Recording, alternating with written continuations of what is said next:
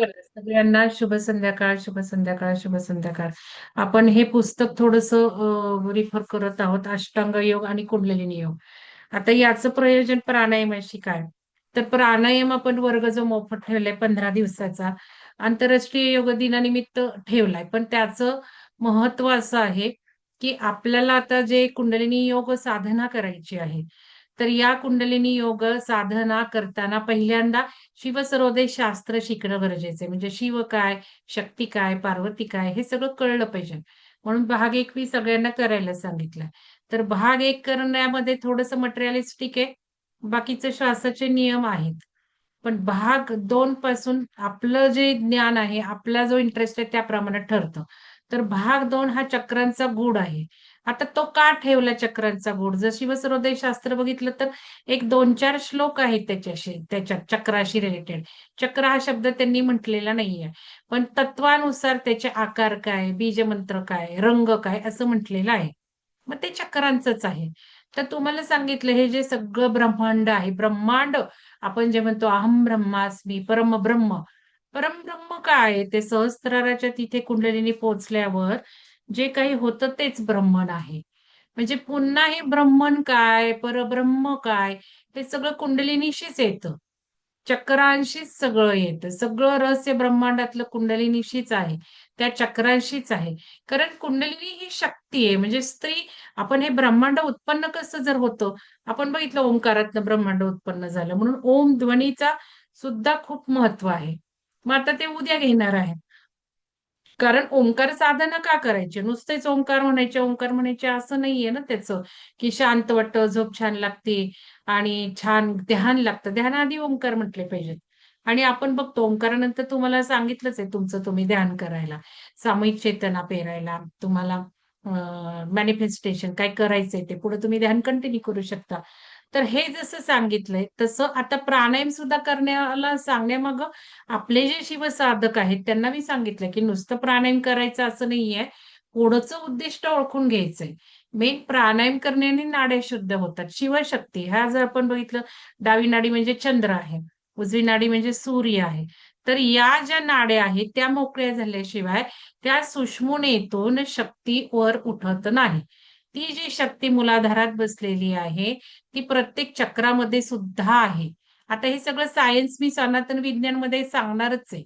Kundalini science, चक्रा science, शास्त्र शुद्ध म्हणजे जे काही आता मॉडर्न शास्त्रज्ञांना माहिती नव्हतं, ते आपल्या ऋषीमुनींना सगळं माहिती होतं. आणि त्यांनी लिहून ठेवलेलं आहे. तर ते मी म्हटलं त्याच दृष्टिकोनातून सायन्स सांगावं, चक्राचं काय आहे, की एक कुंडलिनी जागृत झाल्यामुळं न्यूक्लिअर बॉम्ब सारखं, न्यूक्लिअर रिएक्टर सारखं एखाद्या पॉवर हाऊसमध्ये जेवढी ताकद असते, तेवढी ताकद आपल्याही शरीरात आहे. कारण आपण ब्रह्मांडाचंच स्वरूप आहे. मग या शक्तीला ओळखून घेतलं पाहिजे. ही शक्ती आपल्यामध्ये जागृत होती. आपल्याला खूप साधन उत्तम मिळाले. पिरॅमिड हा आपल्याला उत्तम मिळालंय, जे की एक खूप कमी लोकांकडे हे साधन आहे, की जे ध्यानाला जोडले तेवढं सगळं ज्ञान मिळतंय. त्यांच्याकडे पिरॅमिड सुद्धा आहे. तर हे आपल्याला एक साधन ऊर्जेने दिले. आपल्या मागच्या जन्माच्या कर्मामुळे आपल्याजवळ हे साधन आलंय. आणि त्या पिरॅमिडमध्ये सुद्धा एक कुंडलिनी जागृती होतेच आहे. जे नवीन लोकं येतात, त्या नवीन लोकांना सुद्धा जागृती होते. ध्यानाचा अनुभव असू देत नसू देत, ते ध्यान करत असू देत नसेल. ध्यान करणारे आले तर जास्त अनुभव येतो. पण ध्यान न करणाऱ्याला सुद्धा कुठेतरी पाठीच्या कण्यामध्ये हालचाल जाणवते. ती कुंडलिनी बुक्के घालते. म्हणजे पिरॅमिडमुळे हे होतं. आता पिरॅमिडमुळे हे काय होतं, तर उच्च ऊर्जेत आपण जातो. ज्यावेळेला आपली ऊर्जा जास्त होणार आहे, त्यावेळेला त्या कुंडलिनीला वर उठायला ताकदच राहणार आहे ना, मिळणारच आहे ना एनर्जी. मग या कुंडलिनीला एनर्जी मिळण्यासाठी आता जरी भरपूर एनर्जी मिळाली, तिथे ती हालायला लागली, तिथे तिला उठायचंय आणि तो ट्रॅकच सुषुम्नेतून आहे ना, कुंडलिनी शक्ती कुठून जाते?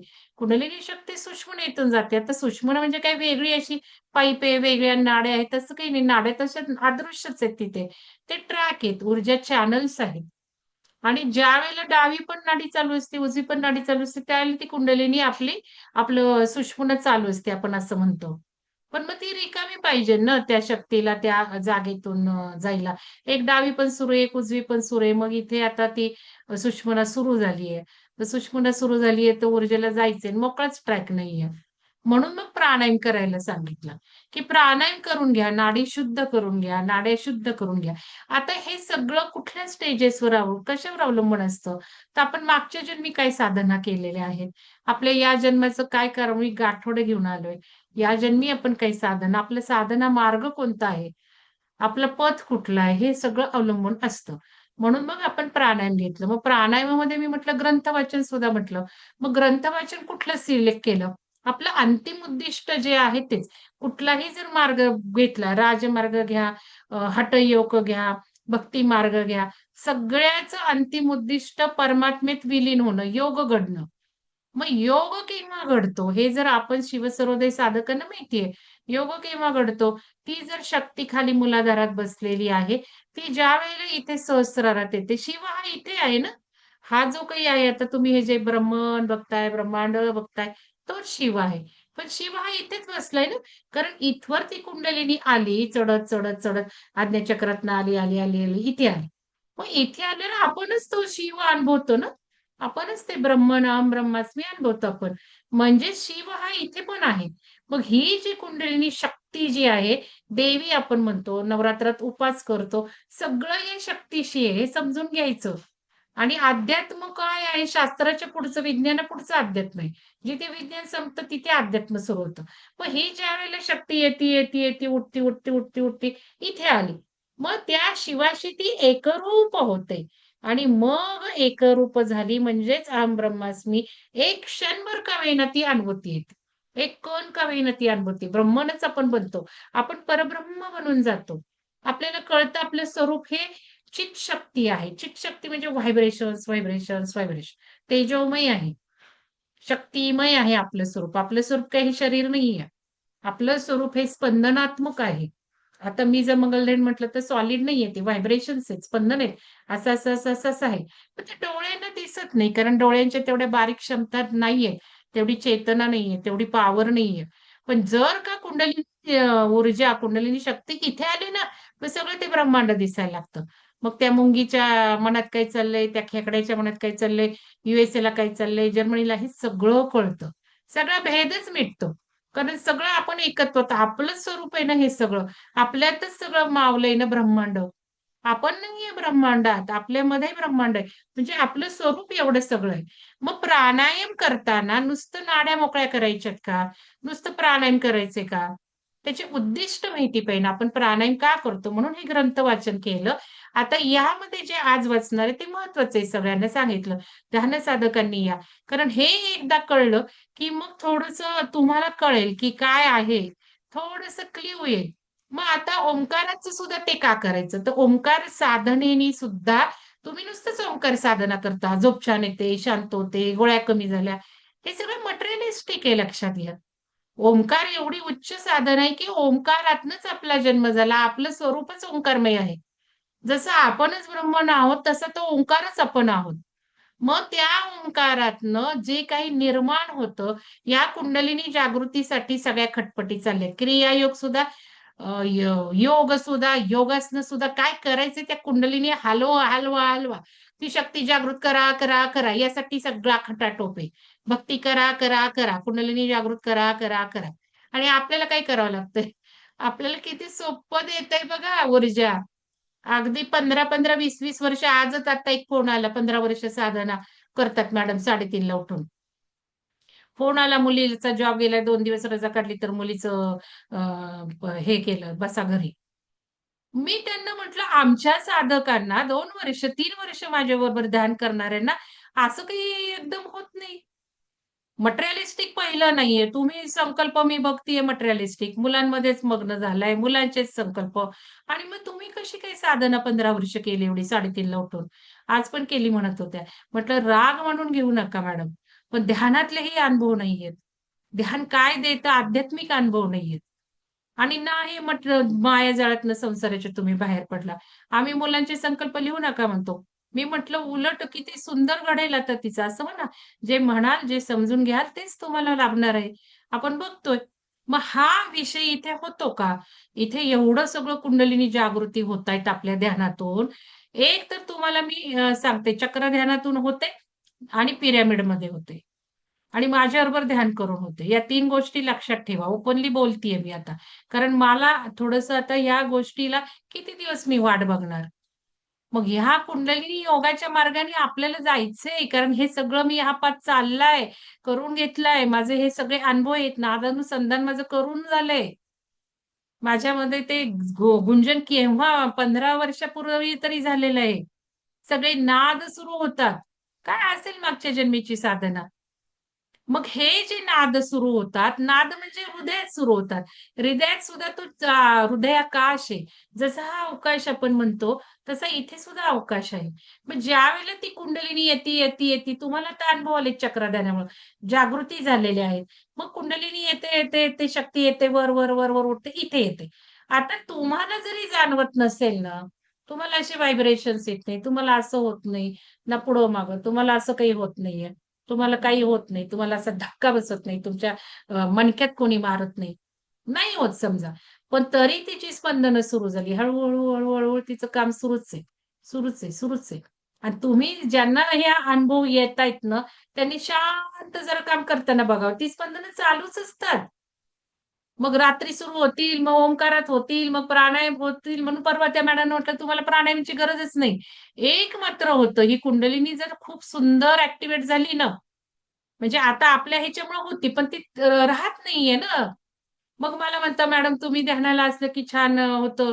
दुसऱ्यांच्या बरोबर नाही होत." मग हे जे आहे काही अनुभव आहेत, की नाही त्यावेळेला होत होतं, आता नाही होत. आधीच्या चक्रधानाला झालं, आत्ताच्या चक्रधानाला आता नाही होत आम्ही एकटे ध्यान करताना.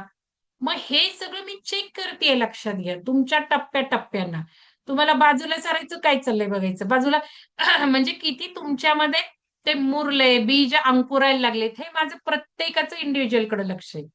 आणि मग त्यावर माझे पुढचं सगळं ठरतं. मग आता माझ्या लक्षात आलं, की हे बदबद कुंडलिनी आपलं चक्र ध्यान देते. पण नॉलेज नाहीये लोकांना. लोकं घाबरतायत, फोन येतायत, मेसेज येतायत. हे होतंय, ते होतंय, रात्री सुद्धा होतंय. आता बघा त्या मॅडमना मी विनंती करेल ऐकत असतील तर. अनुभव टाका ना, तुमचा हात वर झाला ना, तेवढं तर लिहायला काही हरकत नाही. बाकीचं दुसरं लिहू नका. काही गोष्टी आपल्याला नाही आपण शेअर करू शकत. आता रिपोर्टही येतील बाहेर सोनोग्राफीचे. लक्षात घ्या. काय झालेलं आहे. खूप काही घडलेलं आहे. मग हात जो काही वर होत नव्हता, तो वर हात झाला. तो पण नंतर झाला. ध्यान संपल्यावर झालं. हे कोण करतं? असं कोण करतं? असं कोण करतं? असं कोण करतं? असं कोण करतं? मुद्रा कोण करतं? ही कुंडलिनी शक्तीच सगळी करते. मग ना तुम्हाला मुद्रांची गरज, ना तुम्हाला ओंकाराची गरज, ना प्राणायामाची गरज. कारण इथे प्राणायाम बसले की इथे सुरू होतं. ते पण मेसेज येतात रात्री. मग गरजच नाहीये ना, कारण ती स्वयंभू झालीये. तुम्ही डोळे मिटा, थोडंसं काही म्युझिक असेल, थोडीशी काही ऊर्जा मिळाली, थोडासा प्राणायाम केलं, सुरू होतात स्पंदनं. अशाला डिटॅच झालं पाहिजे. जे चालू आहे ते बंद करायचंय. कारण हे जे सुरू आहे ते अतिउत्तम, अतिशय सर्वश्रेष्ठ आहे. कोणी याला चॅलेंज करू शकत नाही. तुमच्यात जे जनरेट होतंय ते. मग बसायचं नाही असं नाही. एक ध्यान, ग्रुप ध्यान, एक ध्यान, स्वतःचं ध्यान. पण ग्रुप बरोबर सुद्धा ध्यान करत असताना हे असं झालं, तर आपलं करायचं. ते ऐकायचं सुद्धा नाही. आवाज कमी करून टाकायचा.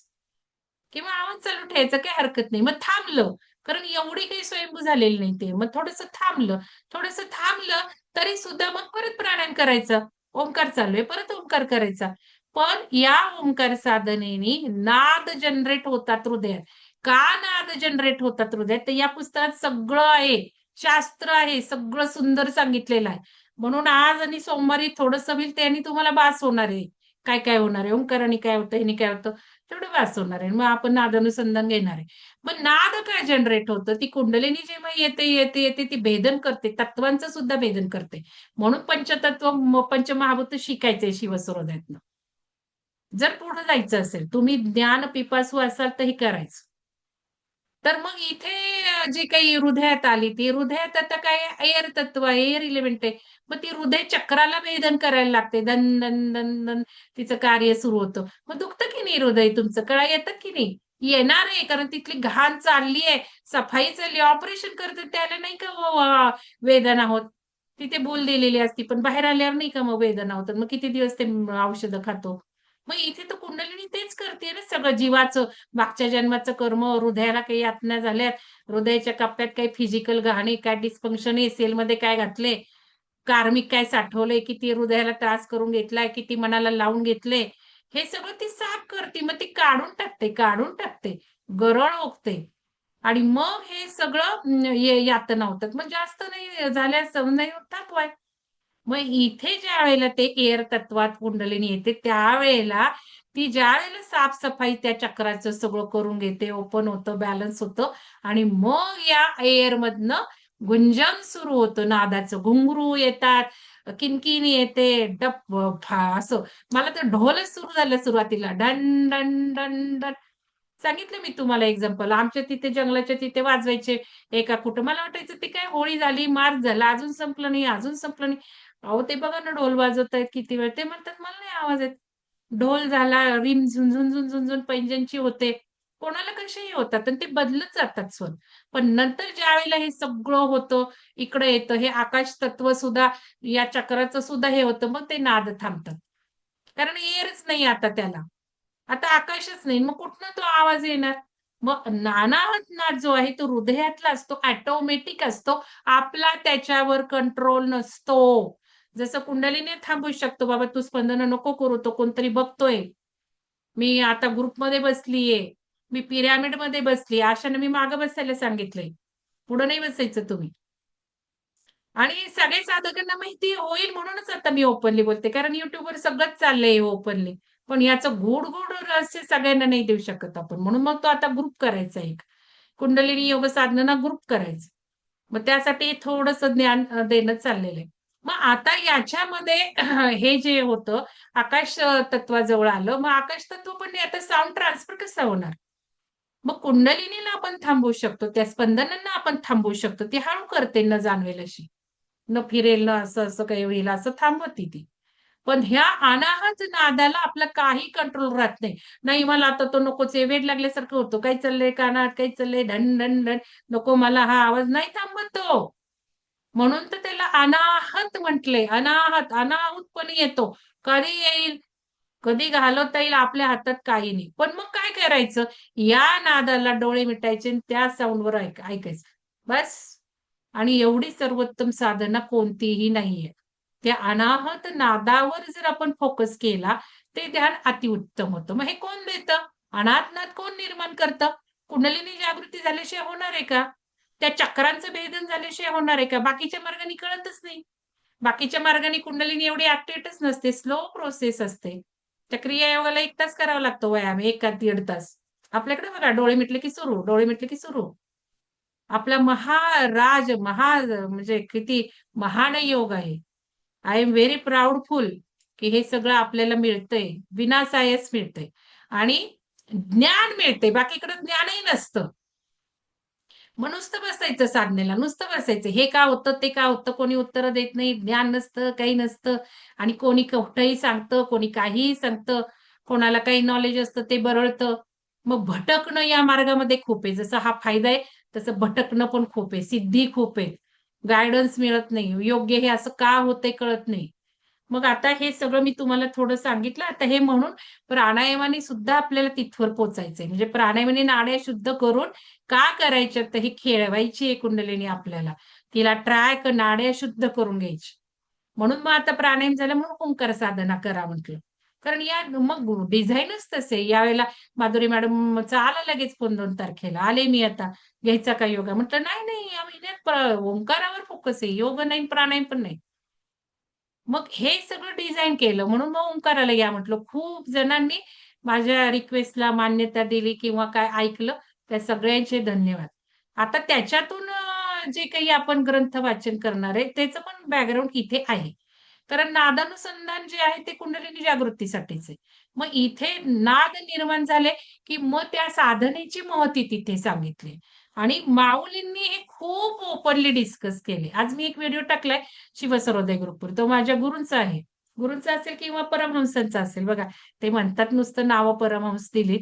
पण तो जो व्हिडिओ चॅनल आहे त्या व्हिडिओवर माझ्या मुक्तानंदांचा सुद्धा व्हिडिओ दिसेल. मुक्तानंदांनी जेवढं चित शक्तीचा विलास, चित शक्ती विलास पुस्तक लिहिले ग्रंथ, त्यात एवढे ओपन भेद केले. ते ग्रंथ वाचन केले नूतन मॅडमनी आणि नूतन मॅडमने मी का दिलाय टॉपिक परमहंस योगानंदांचं. पण ते म्हटलंय नुसतं चित्र दाखवलंय. पण त्याच्यावर आधी मी एक व्हिडिओ बघितला तर तो मुक्तानंदांचा होता. तर ते पण बघा तुम्ही. मी मुक्तानंदांचं नाही टाकत बसले, जनरल टाकला. तर त्याच्यामध्ये जे नूतन मॅडम घेणार आहे ते आता हे सगळं सायन्स सांगतीलच थोडंसं. त्या काही सांगतील, मी पण सांगेल. तर हे बॅकग्राऊंड थोडीशी आहे. तर आता काल परवा किती वाचलं माहिती नाही मला. तर आता मी थोडंसं वाचतीये. तर प्राण महत्वाची गोष्ट की शरीरातील पृथ्वी चे अंश कुंडलिनी पूर्णपणे नष्ट करून टाकते. म्हणजे प्रत्येक तत्वाला कुंडलिनी भेदत भेदत जाते. कारण आपल्याला पृथ्वी तत्व सोडायचे, जलतत्व सोडायचे, आपल्याला अग्नी पण सोडायचं आहे आणि वायू पण सोडायचं. फक्त शेवटी आकाश उरणार आहे.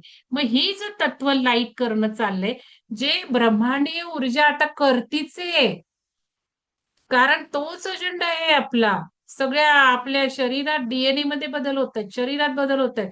ब्रह्मांडीय ऊर्जा ती करतीये आणि ती आपल्याला खूप छान लाभतीये. जी ऊर्जा आहे ती आपल्याला लाभत आहे, ती आपण घेत आहोत, ग्रहण करत आहोत.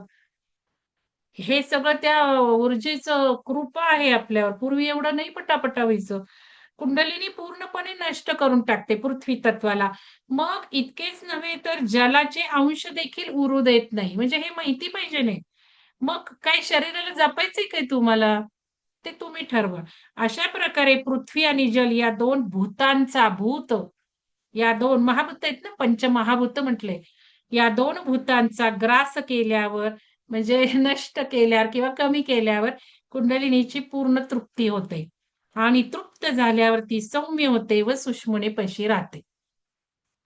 कुंडलिनी येणेप्रमाणे सौम्य झाल्यावर तृप्तीमुळे होणाऱ्या संतोषाच्या योगाने ती गरळ ओकते. आनंद होतो तिला.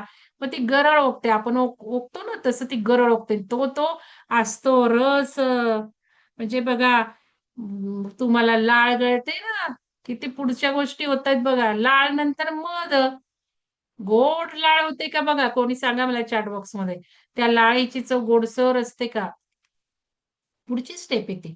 तर संतोषाच्या योगाने ती गरळ ओकते. हे गरळ प्राणाला हा अमृत नेक्टर म्हटलंय त्याला. पण तुमच्या लाळीला गोडपणा येतो का? ज्यांना लाळ पाझरते चक्राध्यान करताना त्यांनी मला सांगा. हे गरळ प्राणाला म्हणजे प्राणवायूला अमृता समान होते. म्हणून अमृत म्हटलंय त्याला, नेक्टर म्हटलेलं आहे. मग हे नेक्टर येतं कुठून? संतोषाने जरी येतं तर ती कुंडलिनी आता निसते परत ह्याच्यात जाऊन तळाशी मुलाधाराशी. पण इथे जे आपण जे होतो, खेचरी मुद्रा होतो, डोसणं होतं, ते सगळं टपकणं होतं. आणि मग तिथून त्या ब्रह्मरंध्रातूनच म्हणजे इथलं पण भेदन होतं ना. इथली सुद्धा पोकळी ती फोडते ना. आज्ञाचक्रावर पण कवच आहे ना थोडस टर्पल. ते पण ती भेदते. मग इथल्या ब्रह्मरंध्रातनं तो सगळा ट्रॅक रिकामा झाला की टप टप टप ते गळतं. आणि लाळ मग मधुर मध सारखं अमृत म्हटलंय त्याला.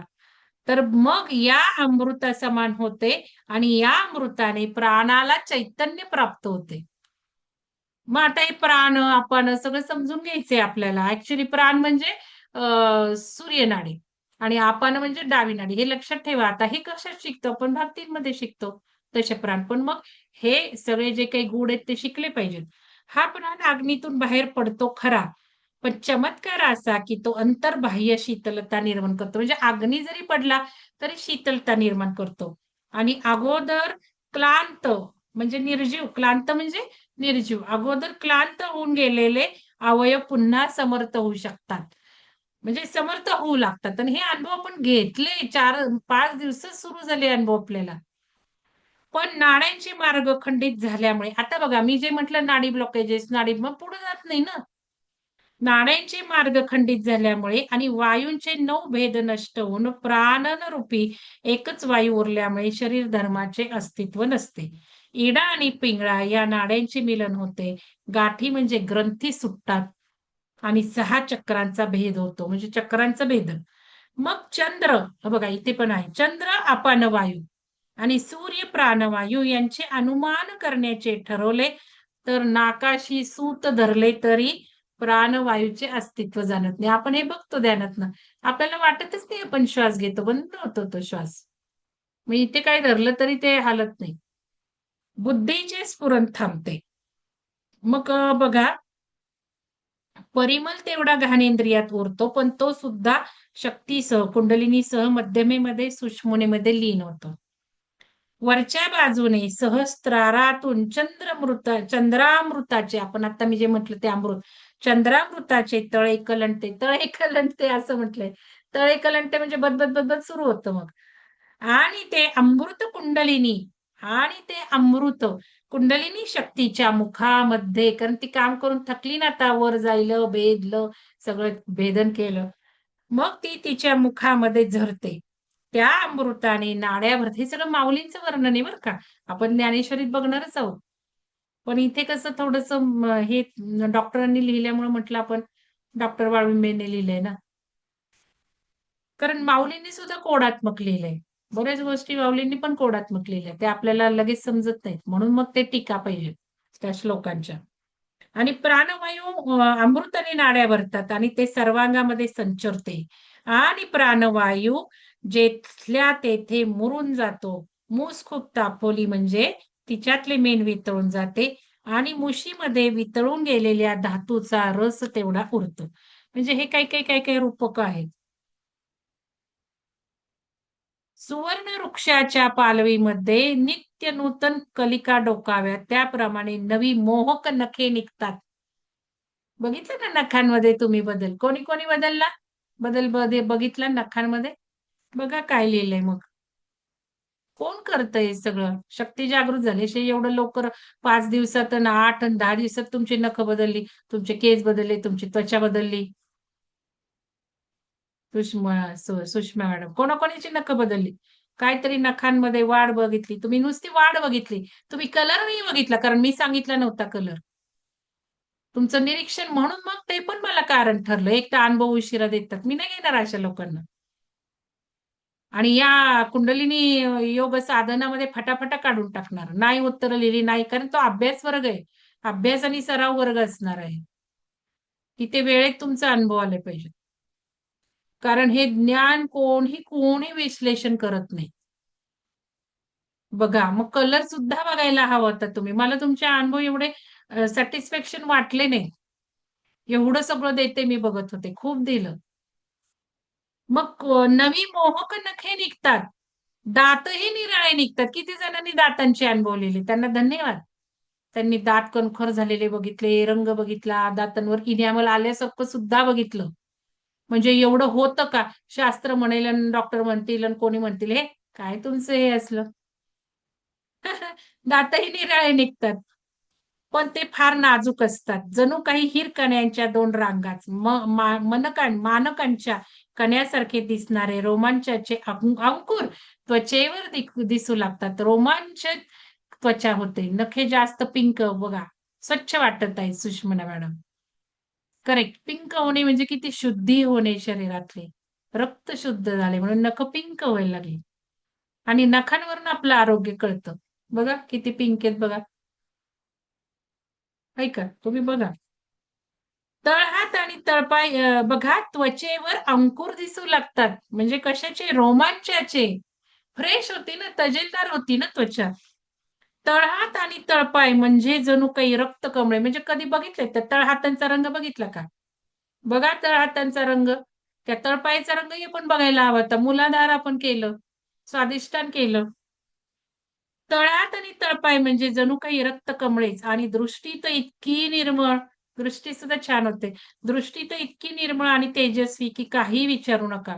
म्हणजे सगळे बरेच केस गळून गेले मी ती चक्राध्यानात. कारण त्याच्यात काय असेल, हे असेल ते सगळं निघून गेलं. आणि ते स्टिरॉइड पण घेतलेले, त्याचाही इफेक्ट असेल. पण हा बदल माझ्यात खूप केस गेले. तुमचे चांगले दाट झाले. ठीक आहे, काय असेल ते. बहुतेक तो इफेक्ट असेल असं वाटतंय मला. आणि तयार झालेली मोती शिंपल्यामध्ये सामावत नाहीत आणि मग शिंपल्यांची शिवण उसवते. तशासारखे पापण्यांच्या शिंपल्यामध्ये दृष्टी सामावत नाही. म्हणजेच पलीकडचं दिसायला लागतं, रंग दिसायला लागतात. पापण्यांमध्ये दृष्टीच सामत नाही. मला खूप व्हायला लागले अलीकडे. तुम्ही टाका चॅट बॉक्स मध्ये कोणाकोणाला होतं. मी जरा जरी डोळे मिटले ना असे, तर मला असं काही काही हलतं अदृश्य काही काही आपण बघतो तसं दिसतं. सीन दिसायला लागतात, हलणं, चलित चित्र दिसायला लागतात. कोणाकोणाला होतंय ते बघा. टाका जरा चॅट बॉक्समध्ये. तर इथे पापण्यांच्या शिंपल्यामध्ये दृष्टी सामात नाही आणि ती बाहेर निघू पाहते. आणि ती जरी अधोमिलीत म्हणजे आपण असं असतं ना ध्यानामध्ये, तरी गगनाला गवसणी घालू पाहते. म्हणजे दिसायला लागतं इकडचं तिकडचं. काही कळायला लागतं असं. सिद्ध योग्याचा देह जरी सुवर्णमय झाला तरी वायूप्रमाणे तो हलका होतो. याचे कारण असे की देहात पार्थिव पृथ्वी तत्वाचा अंश नसतो, जलांशही नसतो. नंतर नंतर नंतर मग आकाश आपल्याला हे सगळं करणारे आता ऊर्जा. ऑलरेडी हे सगळं करणारे. माझ्या चष्म्याचा नंबर कमी झाला. शोभा मॅडम ग्रुपवर टाका. कधी बघितला होता, किती होता आणि आता कधी बघितला हे टाका. होणार. हे दृष्टीचं लिहिलंय नाही याच्यात. मॅडम कालच डोळे चेक केले. काय? काल डोळे चेक केले ना, तर माझ्या चष्म्याचा नंबर कमी झालाय. हो, पण आधी किती होते? केव्हा चेक केले ते आधी? आधी 1 वर्षापूर्वी केलेला होता चेक आणि आता ह्या आठवड्यातच मला असं चष्म्याला त्रास व्हायला लागला म्हणून मी चेक करायला गेले. मग ते तपासणी केली मी काळे हॉस्पिटलला इथं डहाणूकर कॉलनीमध्ये नंबर कोथरूडला. कमी झाला. मग तर नंबर कमी झालाय असं त्यांनी सांगितलं. व्हायब्रेशन कमिंग म्हणजे काय? छाया मॅडम. छाया मॅडम व्हायब्रेशन कमिंग म्हणजे काय? ठीक आहे, हे डायरीमध्ये व्हायब्रेशन तुम्ही लिहिलं नाही. सगळ्यांनी लक्षात घ्या, शोभा मॅडम, हे डायरीत लिहायचं. आपल्याला काय काय कारण कमी वाटतात, नंबर कमी व्हायला, ती लिहायची आणि त्यांना धन्यवाद द्यायचे. आणि असं जेव्हा तुम्ही करता, त्याला तुमचा दुसरा इफेक्ट सुरू होतो. तो इफेक्ट अजून पुढे जातो. अजून नंबर कमी होऊन चष्मा जाईल. हा, तुम्हाला होतंय डॉक्टर अमृता मॅडमना. डोळे बंद केल्यावर हालचाली मला दिसतात. मला कारण का? सारखं सांगेल व्हायब्रेशन का? येतात. अमृता मॅडम सांगा कारण का? हे का व्हायला लागले सांगा. हा. काय म्हणताय? दुसरं कोण म्हणतंय काय? मी बोलत होते मॅडम. छाया हा, बोला. छाया कारंडे. हा. व्हायब्रेशन येतात मला दिवसभरात भरपूर वेळा व्हायब्रेशन येतात. येणार ना, तुम्ही केलं ना चक्रध्यान. हम्म. हा, मग अमृता मॅडम बोला, का होतंय? का चलित चित्र दिसतायत? हालचाली का दिसतायत? मला वाटतं की आपलं म्हणजे काय म्हणू हा, असेन्शनसाठी आवाज किंवा नाही येते आपल्या मॅडम तुमचा. हॅलो येतोय. हा, आता येते, बोला. हॅलो. हा. मला वाटतं की आपल्या शरीराच्या ज्या क्षमता होत्या ना आता वाढतायत. करेक्ट. क्षमता आपण आता बघण्याच्या म्हणजे ब्रह्मन जर बघितलं ना, ब्रह्मनला सगळं दिसणार की नाही. मी म्हटलं आता अमेरिका, जर्मनी हे सगळं होणार आहे बघा. हं. कारण आपलं कॉन्शियसनेस वाढतोय ना. तर छान, खूप छान. तर हे इथे आहे. इथे म्हणून लिहिलंच आहे की त्यांनी पापण्यांची दृष्टी सुद्धा शिंपल्यामध्ये आपल्या सामावत नाही आणि ती बाहेर निघू पाहते. अधोमिलीत असली तरी गगनाला गवसणी घालते. सिद्ध मग बघा आपल्या किती ऋषी मुनींनी हे सगळं लिहून ठेवलंय बघा. सिद्ध योग हे झालं. तर ठीक आहे. जगदंबा जगन्माता कुंडलिनी शक्ती चैतन्य चक्रवर्तीची शोभा आहे. विश्वबीजाला फुटलेल्या अंकुराची ती सावली आहे. काय म्हटलंय? विश्वबीजाला फुटलेल्या अंकुराची सावली आहे. शून्य लिंगाची पिंडी आहे. परमात्म्या शिवाची ती करंडी आहे. परमात्म्या शिवाची करंडी आहे. आणि प्रणवाच्या ओंकाराची ती जन्मभूमी आहे बघा. ओंकाराची जन्मभूमी आहे. मग त्या ओंकार करता करता करता या कुंडलीने हलवायचे की नाही आपल्याला, का नुसतं ओंकार साधना करत बसायचं? कारण कित्येक लोक ओंकारातले इकडे येतच नाही चक्र ध्यानाला. पिरामिडला पण येत नाही. नको येऊ देत, मला त्यांची पण काळजी आहे ना. होऊ शकतं ना, असं काही नाहीये. ओंकारातनं सगळं होत, पण एवढ्या लवकर होत नाही ओंकारातनं जेवढं चक्राध्यानातनं आपल्या होत. तर ओंकाराची जन्मभूमी आहे कुंडलिनी. अशी ही कुंडलिनी शक्ती प्राणाचा हात धरते आणि चित गगनाच्या पायरीवर पाय ठेवून मध्यमेच्या म्हणजे सुषुम्नेच्या जिन्यावरून हृदयात प्रवेश करते. आणि हृदयात प्रवेश केल्यावर ती अनाहताचे बोल बोलू लागते. अनाथ नादाचे. शक्तीशी संयोग होताच बुद्धीचे चैतन्यात रूपांतर होते आणि या चैतन्याला अनाहत नाद थोडेसे ऐकू येऊ लागतात. आणि आपल्याकडे झालेत अनाहत नाद सुरू झालेत एक दोन लोकांना. घोषाच्या कुंडामध्ये नादचित्रांची मोहक रूपे प्रणवाच्या ओंकाराच्या धाटणीने रेखाटली जातात. म्हणून तो कॉम्बिनेशन प्राणायाम मी घेतला परवा. कोणी त्याच्यावर काही लिहू शकलं नाही. कारण तुम्हाला ते गांभीर्य अजूनही नाही, ते सिद्ध होतंय. एवढा सुंदर मी प्राणायाम घेतला. तो आलाय अनाहूतपणे मला जनरेट, म्हणजे मी ते करत असताना मला करून घेतला असा. आणि तो तुमच्याकडनं करून घेतला लगेच, तर एकाचही त्याच्यावर वर्णन नाहीये, काही नाहीये. आणि मला काही जमला नाही म्हणून मी नीता मॅडमला म्हटलं नाजूक आवाजात, मंजूळ आवाजात तुम्ही घ्या. आणि कालही नीता मॅडमनी घेतला, पण त्याच्यावर काही भाष्यच नाही. याचा अर्थच सांगतो की तुम्हाला त्या गोष्टी जमल्या नाहीत. तर आज करूयात नायट्रोजन ब्रीदिंग. आज काही आपलं नाहीये नक्षत्र. नायट्रोजन ब्रीदिंग करायचं आपल्याला आणि तो प्राणायाम करायचा. तर कोणीतरी मंजूळ आवाजाचं या, श्रद्धा म्हणून तुम्ही म्हणा ओम नमः शिवाय. आणि ते करायचं. कारण बघा त्या ओंकाराला मी घेतलं. कारण ओंकाराचं एवढं महत्व आहे. आणि आपण बघितलं की सगुण प्राणायाम सुरुवातीला केला तर लवकर लवकर तुमचं क्लिअरन्स येणार नाड्यांचं. म्हणून सगुण प्राणायाम काय आपण बघितलं तर धारणा काहीतरी ठेवायची. म्हणून तो मला हे करत असताना आपोआप आला ओंकार. ओंकारात सूर्यामध्ये ओंकार. लक्षात घ्या. आता नीट परत एकदा सांगते, लक्षात ठेवा. सूर्यामध्ये ओंकार. आता सूर्यामध्ये ओंकार का आला? तर सूर्य हा सगळा प्रेम देतोय. असेन्शन जो करून घेतोय त्या सूर्यातनं ती प्राण ऊर्जा येते. सगळी ऊर्जा येते. आणि ब्रह्मांड म्हणजेच ओंकार. तुम्ही टाकले स्वाती मॅडम, पण नुसतं छान म्हणून काय उपयोग आहे? वेगळं पाहिजे ना, काय डिटेल बघायचंय ना. नुसतं छान वाटलं काय, थोडंसं आहे तुमचा उल्लेख. तर त्याच्यामध्ये सूर्य सगळं हे पॉवर देतो. मग ओंकार म्हणजे सगळं ब्रह्मांड. म्हणून त्या सूर्यामध्ये ओंकार बसवला. आणि मग ओम नमः शिवाय का म्हटलं? तर त्या मंत्रामध्ये सुद्धा शक्ती आहे. मंत्र सुद्धा कसे म्हणायचे आता सुलक्षणा मॅडम सांगतील. तो बाण फेकल्यासारखा सूर्याला, म्हणजे ओम भू भुव स्व जो गायत्री मंत्र आहे त्या व्हिडिओत ते आहे. की ते काय आहे? तर तो मंत्र म्हणजे तो बाण आपण त्या सूर्याकडे फेकतोय. आणि मग ती सूर्याची किरणं घेतोय. एवढं सूर्य उपासनेचं आपल्या ह्याच्यात महत्व आहे. कारण मी याच्यावर विचार केला, मला असं आलं म्हणजे काय?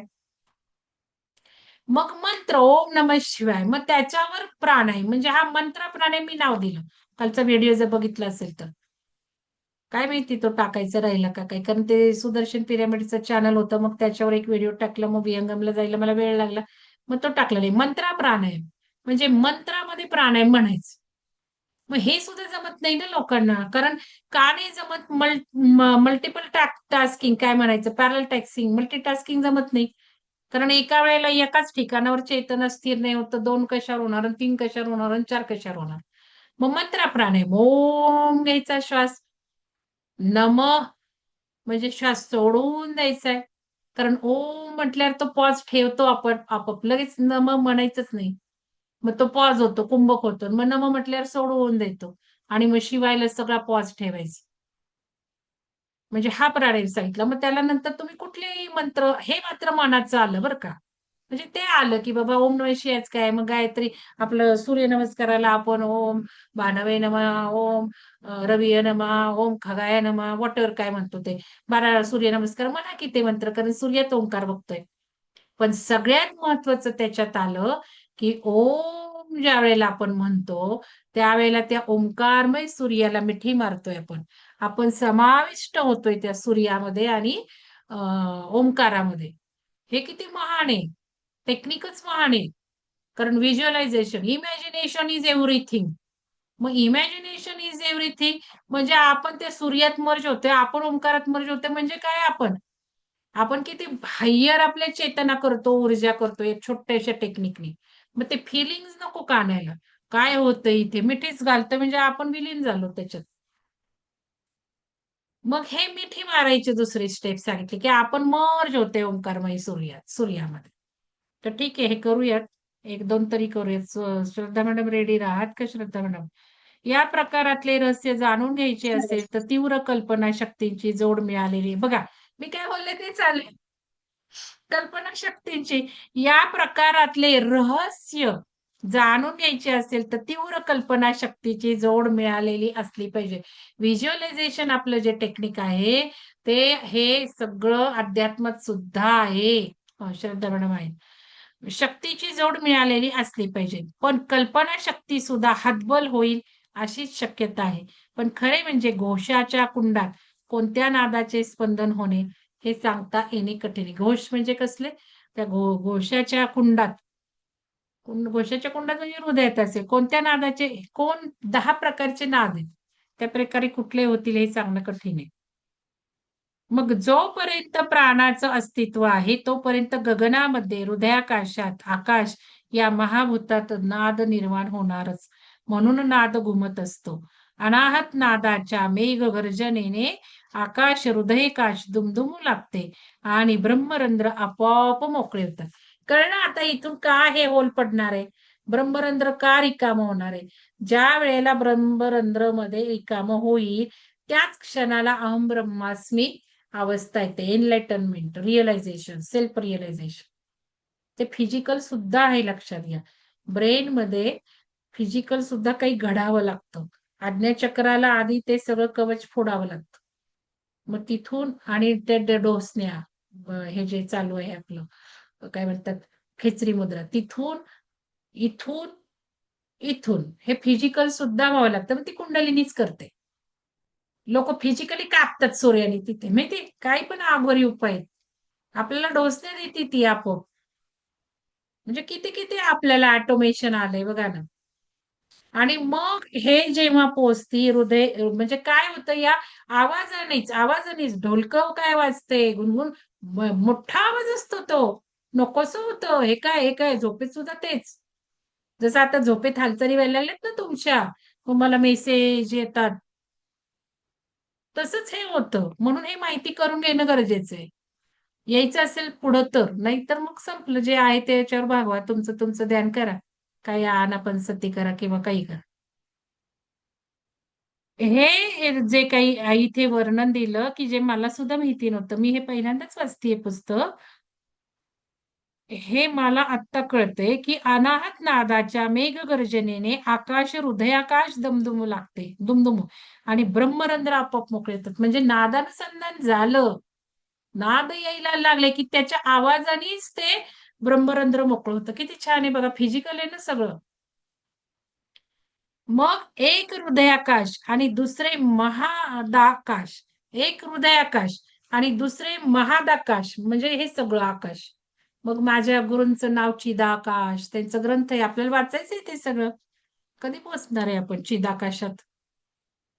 मग या महादाकाशालाच शैव गमात म्हणून आता शैव परंपरा थोडी करून घ्यायची माहिती. या महादाकाशालाच शैवागमात शिव योम म्हणतात. आणि हेच परब्रह्म शुद्धात्मस्थान हेच परब्रह्म शुद्धात्मस्थान. या महादाकाशात चैतन्य निरालंब अवस्थेत असते.